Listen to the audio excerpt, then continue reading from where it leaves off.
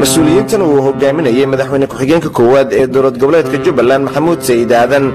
ayaa waxay maanta soo dhaweeyeen markab weyn oo laga leeyahay dalka Djibouti kaas oo shixnadaha ganacsiga keeni doona guud ahaan dekedaha Soomaaliya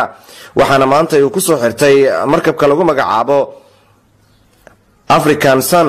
dekeda weyn ee magaalada Kismaayo kaas oo laga leeyahay dalka Djibouti ugu horeyn waxa goobta hadal kooban ka soo jeediyay